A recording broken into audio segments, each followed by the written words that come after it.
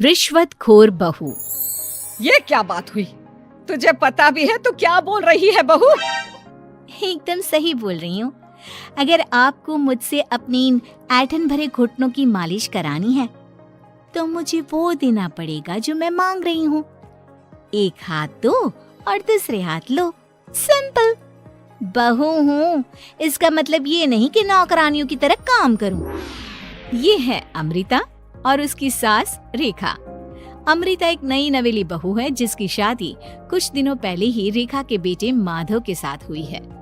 वैसे तो अमृता दिल की बहुत अच्छी है, लेकिन वो कहते हैं ना कि खून का रंग तो दिखता ही है। बस वही डॉन की बेटी होने का रंग यहाँ अमृता में भी दिख रहा है, जो है रिश्वत लेना। जी हाँ, काम चाहे कितना भी छोटा या कितना भी बड़ा क्यों ना हो, हमारी अमृता बहू बिना रिश्वत लिए कुछ नहीं करती। चलिए देखते हैं आगे इनके साथ और क्या क्या होता है। रेखा और अमृता को लड़ते देख ससुर प्रेमचंद वहाँ आता है और कहता है, अरे क्या हुआ? काहे इतना तिल मिला रही हो रेखा? अरे कुछ बोलोगी भी या कानों में हड़ताल हो रखी है तुम दोनों के? देखिए ना पापा जी, माँ जी ने मुझे कहा कि मैं उनके घुटनों की मालिश कर दूं, लेकिन उसके बदले में माँ जी मुझे वो हीरो वाला पुश्तैनी हार देने से इनकार कर रही हैं। क्या? घुटनों की मालिश के लिए हीरो का पुश्तैनी हार कौन मांगता है बहू? पापा जी, आपको तो पता ही है ना, आपकी बहू कितनी सयानी है, हर कोई भी काम फ्री में नहीं करती। और अब शेखावत खानदान का आटा तो इतना भी गीला नहीं है कि अपनी बहू को हार ना दे पाए। क्यों माय डियर माँ जी? देखा आपने प्रेमचंद जी, ये अब मुझसे पुश्तैनी हार मांग रही है, कल को पूरा घर मांग लेगी। अरे जा जा, मैं खुद कर लूंगी अपनी मालिश। ठीक है, मुझे क्या। एंजॉय योर मालिश टाइम माँ जी। रात में जब पति महादेव दफ्तर से लौटकर घर आते हैं तभी कमरे में, अमू सुनो ना, मेरा वो लाल रंग का जो शर्ट है ना, वो धो दो ना प्लीज। एक्चुअली कल मेरी एक इम्पोर्टेंट इंटरनेशनल क्लाइंट के साथ मीटिंग है, बहुत बड़ी डील का ऑफर है, इसलिए मैं अपनी उस लकी शर्ट को पहनकर जाना चाहता हूँ। अभी धो दो, रात भर में तो सूखी जाएगी, फिर कल अच्छे से कड़क वाली इस्त्री कर देना अपने शुभ शुभ हाथों से। जी नहीं, मैं ये सब ऐसे ही नहीं करने वाली। अगर काम करवाना है तो मेरी एक शर्त है। अरे यार, तुम और तुम्हारी शर्तें, बोलो क्या है? आपको मुझे 10 मनीष मल्होत्रा डिजाइनर की साड़ियाँ दिलानी होगी। 2 हफ्तों में मेरी स्वीट हार्ट फ्रेंड बिल्लो रानी की शादी है। मैं वहाँ डिजाइनर साड़ी पहनकर जाऊंगी और सब कुछ चला दूंगी। माधव अपनी बीवी की बात सुनकर हैरान परेशान अपने सर पर हाथ रखकर बैठ जाता है। अरे तुम बीवी हो या आफत? तुम्हारे दिमाग में जंग लग गया है क्या? देखो इतने सारे पैसे नहीं है मेरे पास। तुम्हारी याददाश्त तो जगह पर है ना माधव, भूल गए? मैं एक डॉन की बेटी हूँ। अगर तुमने मेरे कहे मुताबिक काम नहीं किया तो तुम्हारे लाल शर्ट को दूर ही रखो, मेरे पापा तुम्हें ही लाल कर डालेंगे। ठीक है, चलो अब ज्यादा मत डराओ, तुम्हें जो चाहेगा मिल जाएगा। अब ये डर और रिश्वत का सिलसिला यूं ही चलता रहता है और इसी तरह समय बीतता रहता है। एक सुबह सब नाश्ते के टेबल पर बैठे थे, जहां अमृता सबके सामने एक व्हाइट बोर्ड लाती है जिस पर दिन भर के सारे कामों के रेट लिखे हुए थे। अब ये क्या है? टीचर नहीं बनने का इरादा है क्या तेरा? अगर हाँ तो अफसोस, बेचारे बच्चे, उनका भविष्य तो अंधेरे में है। आप लोग बेकार की बातें बंद कीजिए और आंखें खोलकर ठीक से पढ़िए क्या लिखा है। ये आज के सारे कामों के रेट्स हैं। आलू पराठे, चाय, दाल, रोटी, चावल, सब्जी, हलवा, मिठाई, रसोई की सफाई, वॉशिंग मशीन में कपड़े धोना, ओखल में मसाले कूटना और माँ जी और पापा जी के अलमारी की सफाई करना। इन सब कामों की कुल मिला के जो रकम बनती है वो है ये 10,000 रुपए और माँ जी के लेटेस्ट लाए हुए सोने के झुमके भी। अमृता, तुम इंसान हो या हैवान? जरा तो दया करो हम पर। हे राम जी, उठा लो, अब ना देखा जाता ये सब। सच में पता नहीं कौन सा दिन था वो जब ये हमारे घर आई। महादेव, तेरे प्यार ने तो हमारा जीना दुश्वार कर दिया बेटा। दुनिया में बहुत रिश्वतखोर लोग देखे, लेकिन ऐसी रिश्वतखोर बहू पहली बार देख रहा हूँ जो अपने ही परिवार को लूटने में लगी है। बहू, तुझे पता है ना कि ऐसे रिश्वत मांगना गुनाह है। पापा जी, मैं कोई गुनाह नहीं कर रही हूँ। रिश्वत लेना बाहर की दुनिया में गुनाह है, मैं तो बस अपना हक मांगती हूँ। मेरी रिश्वत रिश्वत नहीं, मेरा शगुन है, नेक है। और वैसे भी मैं एक बहू हूँ, इसका मतलब ये नहीं कि मैं सब काम पूरी जिंदगी फ्री में करूँ, आपके चरणों को धोते बैठूं और 24 घंटे आपकी नॉन स्टॉप सेवा करती बैठूं। चलिए छोड़िए, नाश्ता और खाना चाहिए तो बोल दो जल्दी से, वरना मैं चली थिएटर। आज मेरे फेवरेट सलमान की पिक्चर रिलीज हुई है। इतना कहकर अमृता वहां से चली जाती है। इस बेवकूफ का जल्दी कुछ करना पड़ेगा। कुछ दिनों बाद घर में पूजा रखी थी और पूजा में 11 पंडितों का खाना बनाने के लिए कहा जाता है, वो भी नई बहू के हाथों से।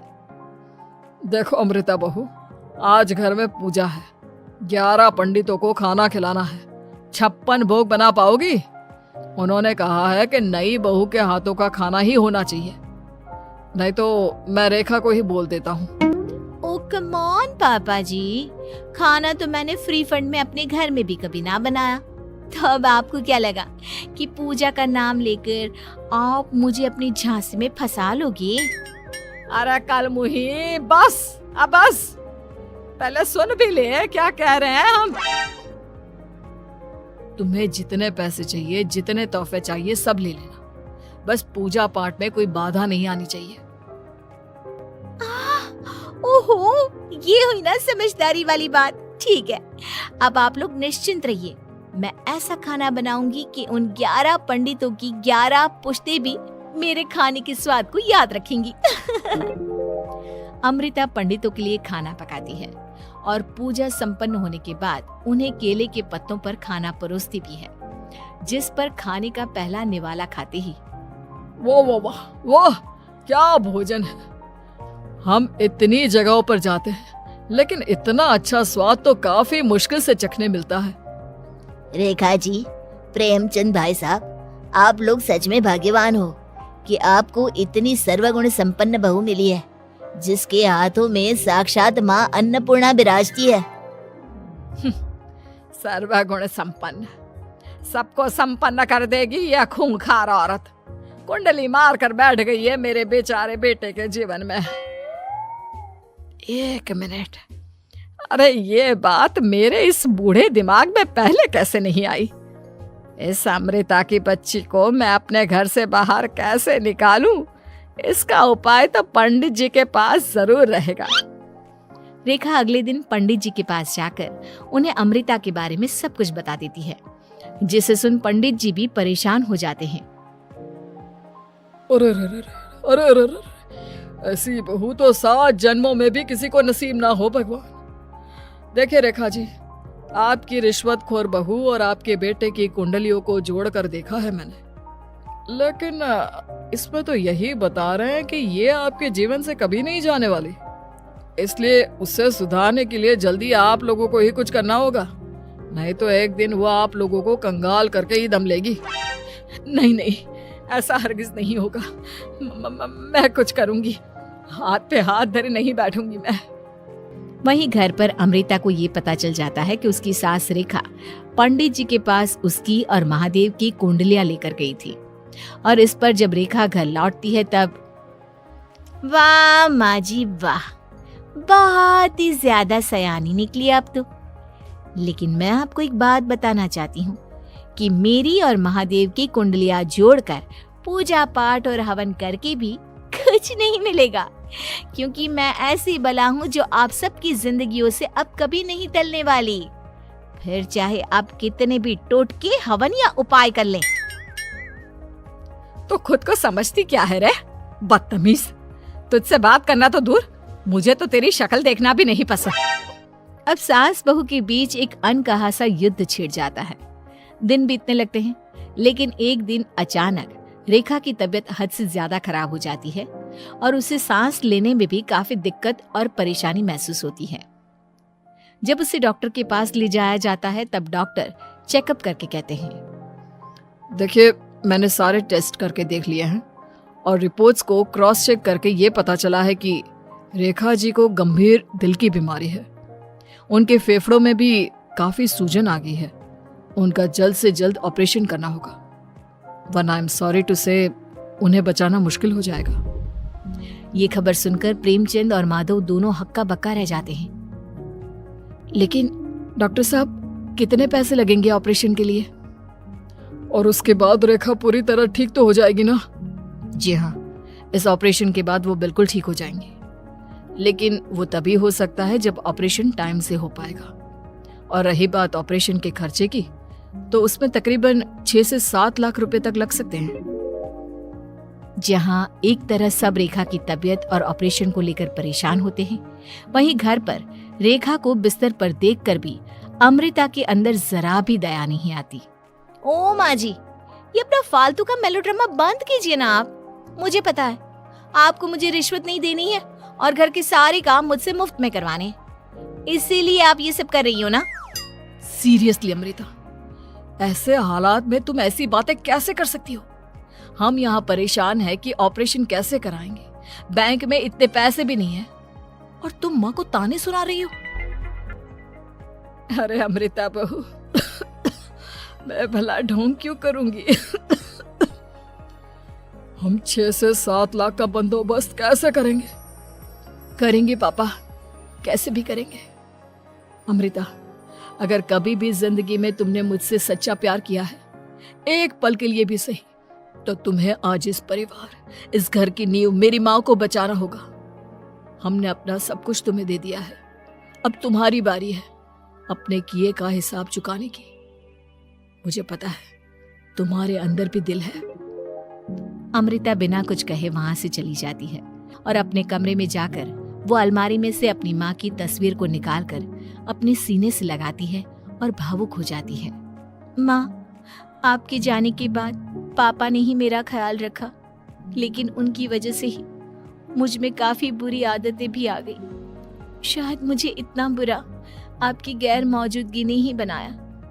मैंने कभी आपकी लोरी नहीं सुनी, आपकी गोद में नहीं सोई, आपके हाथों से अपने बालों की चंपी नहीं करवाई, क्योंकि वक्त से पहले ही आप मुझे यहाँ छोड़कर चली गई। लेकिन अब मैंने जितना भी इस घर से लिया है, उतना सूद समेत चुकाने की बारी आ गई है। अब मैं अपने रहते अपने प्यार को भी उसी दर्द से नहीं गुजरने दे सकती जो मैंने आपके नहीं होने से सहा है। अमृता तुरंत ही अपने सारे पैसे और गहने माधव को लौटा देती है और रेखा का ऑपरेशन किया जाता है। रेखा ठीक हो जाती है और जब घर आती है तब अमृता दरवाजे पर आरती की थाली लिए खड़ी होती है। वेलकम होम माँ जी, आई मिस्ड यू। पता है कितने दिनों से किसी के भी साथ लड़ाई नहीं की थी मैंने, और ना ही किसी से रिश्वत मिली मुझे। क्या? हमें तो लगा था कि तेरी अकल ठिकाने आ गई है, लेकिन तू तो अभी भी जैसी की तैसी ही है। माँ जी, पूरी बात तो सुनिए। हाँ, ये सच है कि मैं रिश्वत लिए बिना नहीं रह सकती लेकिन अब ना मेरी रिश्वत बदल गई है। अब मुझे हर काम के बदले झप्पी, अपनापन, प्यार और अपनी इस माँ का दुलार चाहिए। ये सब तो हम तुझे भर भर के दे सकते हैं बेटा। पूरा घर एक साथ अमृता को जोर की झप्पी देता है और सब हंसते मुस्कुराते घर के अंदर चले जाते हैं।